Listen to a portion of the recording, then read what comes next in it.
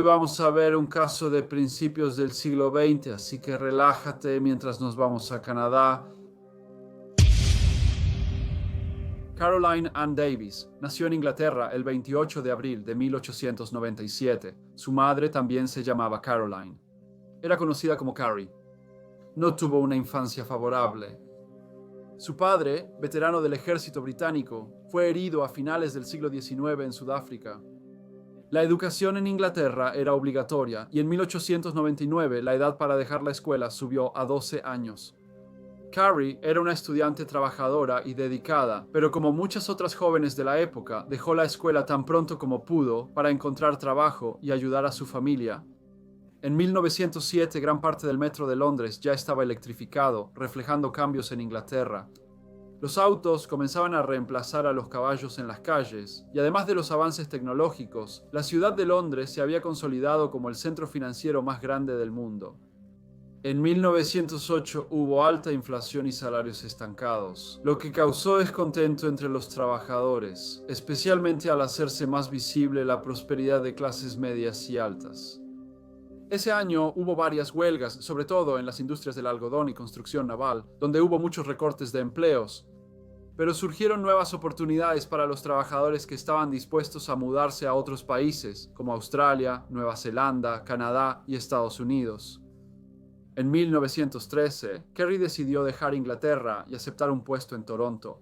El gobierno de Canadá había estado en una campaña para animar a jóvenes trabajadoras, respetables y solteras, que en su mayoría provenían de entornos más pobres. En la primera parte del siglo XX en Canadá aumentaron las oportunidades para las mujeres, y muchas jóvenes optaron por empleos en tiendas y fábricas en vez de oficios tradicionales como el servicio doméstico. Trabajar para una familia adinerada de Toronto seguía siendo una posición respetable, y cuando Carrie llegó a Canadá, más del 27% de la fuerza laboral femenina trabajaba en el servicio doméstico. Canadá parecía un lugar emocionante. Entre 1896 y 1914, el país tenía una de las economías de más rápido crecimiento en el mundo. A Carrie le ofrecieron un puesto en la casa del señor Charles Albert Massey, quien era mejor conocido como Bert. Vivía en el 169 de la calle Walmer con su esposa Rhoda y su hijo adolescente, también llamado Charles Albert. Bert era nieto del señor Hart Massey, quien en el siglo XIX había sido un hombre de negocios muy destacado y sumamente exitoso. Él había fundado la compañía de manufactura Massey, que producía equipo agrícola.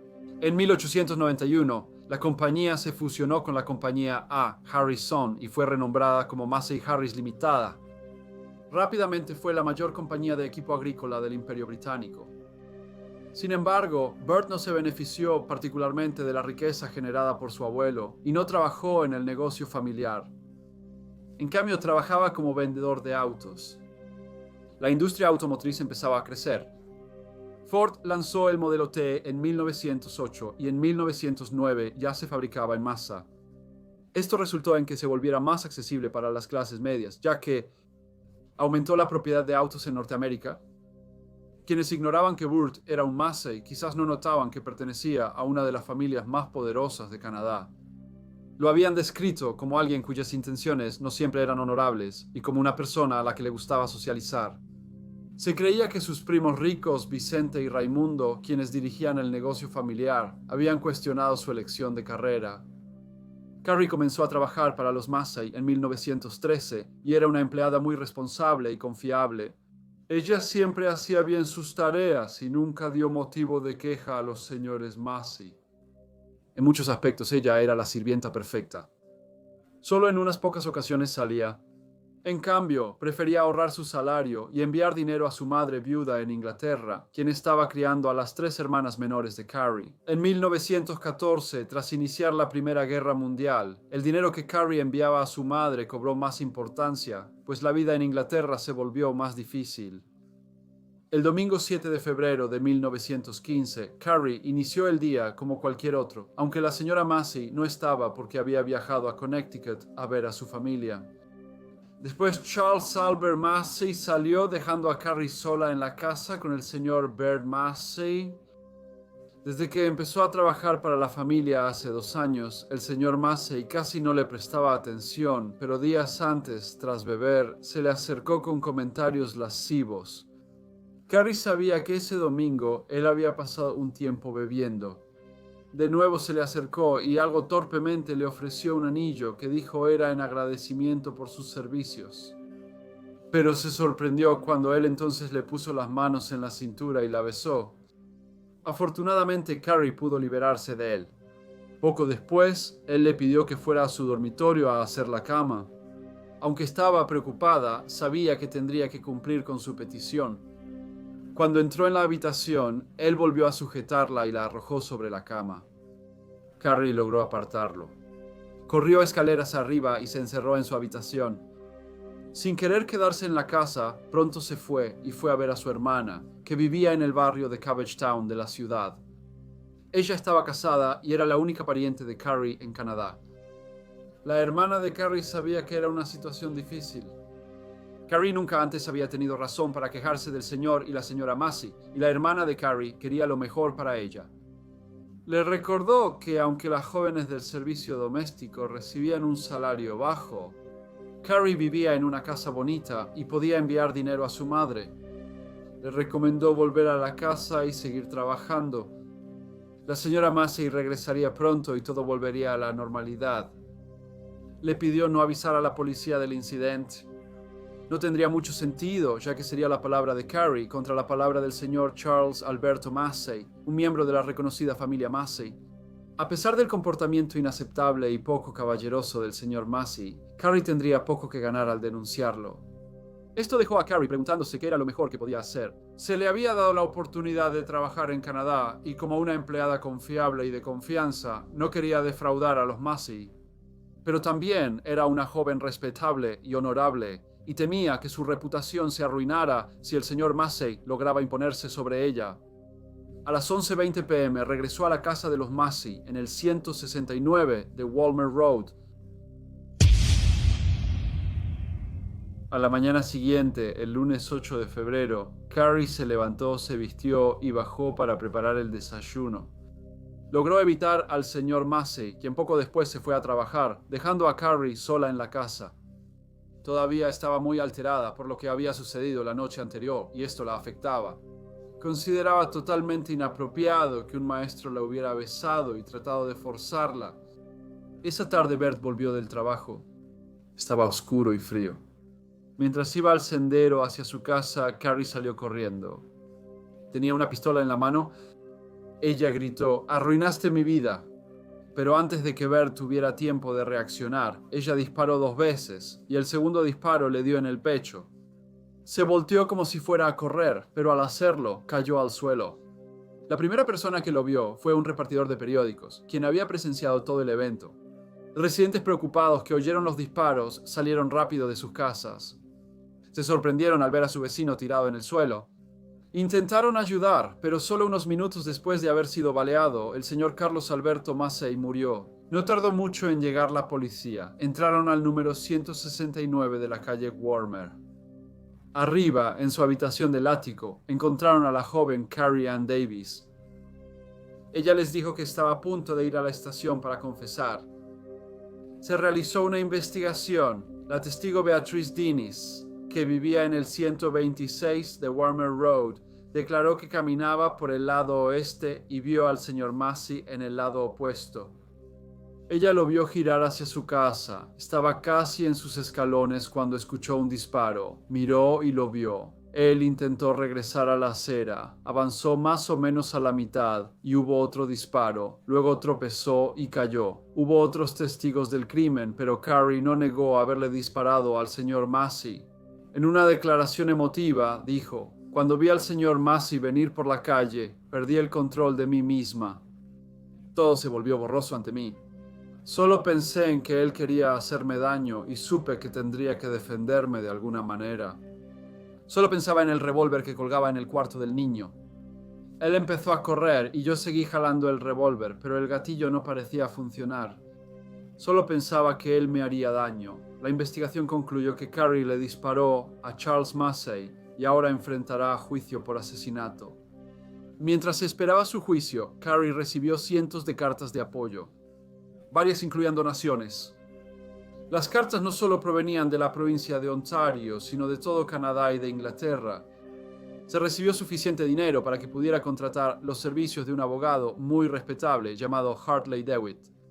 Los periódicos estaban fascinados con la historia y durante las siguientes semanas el caso de Carrie Ann Davis dominó los titulares, a pesar de que cientos de miles de jóvenes valientes canadienses estaban luchando en los campos de batalla de Europa mientras la Primera Guerra Mundial azotaba el continente.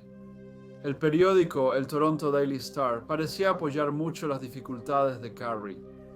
Una joven vulnerable, tan lejos de su madre, que solo intentaba mejorar sus circunstancias y se vio obligada a defenderse de su empleador. Un lector escribió: "Nuestro país está bendecido con muchas jóvenes trabajadoras virtuosas. Con un sentido del honor tan agudo, aún podemos esperar que una joven o una mujer pueda vivir su vida en Canadá, al menos en la oficina, la fábrica o la vida doméstica, sin el temor al hombre, que me temo que con demasiada frecuencia existe con razón en estos tiempos". El periódico también ayudó a organizar donaciones para ayudar a pagar la defensa de Carrie.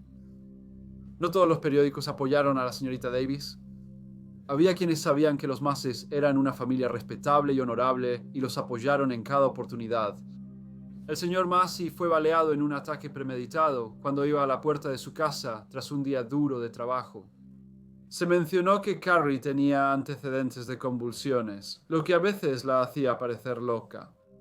Se sugirió que tal vez se cometió un crimen durante un periodo de locura temporal. Se realizó un juicio en el Tribunal de Mujeres de Toronto ante el juez William Mullock. Sin embargo, el jurado estaba compuesto únicamente por hombres. Este no era el tipo de caso habitual que se presentaba ante el Tribunal de Mujeres de Toronto. La mayoría de las veces, los jueces presidían casos de mujeres procesadas por cosas como embriaguez, vagancia y trabajo sexual. Un periódico escribió que entre las mujeres juzgadas, la señorita Carrie Ann Davis parecía una alumna tranquila y amable de escuela dominical. El caso de la corona fue dirigido por el renombrado fiscal, el señor Ernesto Eduardo Arturo Duvernay. Explicó cómo el señor Carlos Alberto Massey había estado caminando hacia la puerta de su casa cuando fue asesinado a tiros por la acusada y recordó al tribunal que, aunque la señorita Davis contaría las razones por las que lo hizo, el señor Massey ya estaba fallecido, por lo que el jurado no podría escuchar una versión alternativa de los hechos que llevaron a su trágica muerte en la tarde del lunes 8 de febrero de 1915. El abogado de Carrie, Hartley Dewitt, presentó una defensa distinta. Se centró en la vulnerabilidad de una joven británica de 18 años que había sido criada en condiciones de pobreza en Inglaterra y que había viajado a Canadá para desempeñar un papel muy necesario en el servicio doméstico en una de las casas de los más privilegiados de la sociedad de Toronto. Le dijo a los tribunales que, a pesar de su origen humilde, había sido criada de una manera muy respetable que reflejaba los valores esperados de una joven en 1915 y que ella creía que su empleador no debía intentar forzarla. Se dirigió al jurado y dijo: "Nosotros, como canadienses, nos hemos impuesto el deber de ser fideicomisarios y guardianes de las jóvenes que vienen de hogares como este a Canadá". Hartley Dewitt también llamó a un doctor al estrado, quien informó al tribunal que la acusada aún conservaba su virtud. El señor Dewitt entonces dijo que la única razón por la que la señorita Carrie Ann Davis había disparado al señor Massey fue en defensa de su honor contra un agresor traicionero. Sin embargo, la fiscalía no creía que esto fuera un evento impulsivo.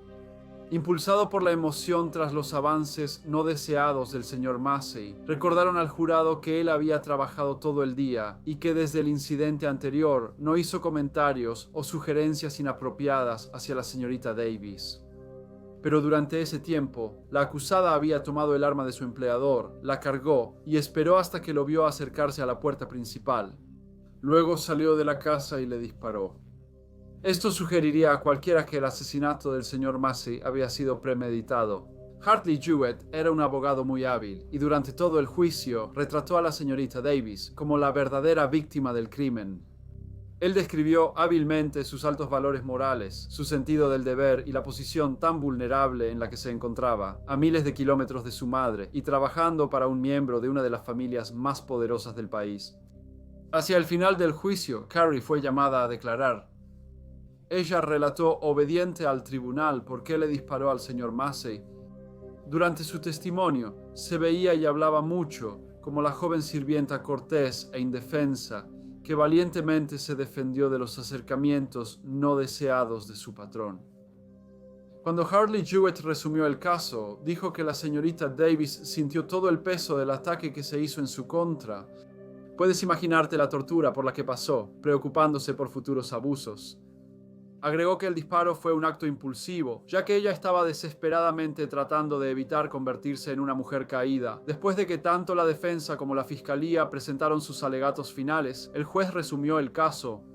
La descripción del señor Jewett sobre la acusada como una joven vulnerable y víctima de la tragedia impactó a toda la sala del tribunal. El jurado deliberó solo 30 minutos antes de regresar para emitir el veredicto de no culpable. Esto fue recibido con vítores y aplausos, tanto dentro de la sala del tribunal como entre las muchas personas que habían estado esperando pacientemente afuera. El juez, señor Guillermo Mullock, miró al acusado y dijo que el jurado ha encontrado que cuando mataste al señor Massey perdiste el control de ti mismo y en ese momento no tenías intención de matar. Los periódicos informaron que muchos de los involucrados en el juicio se emocionaron cuando se leyó el veredicto.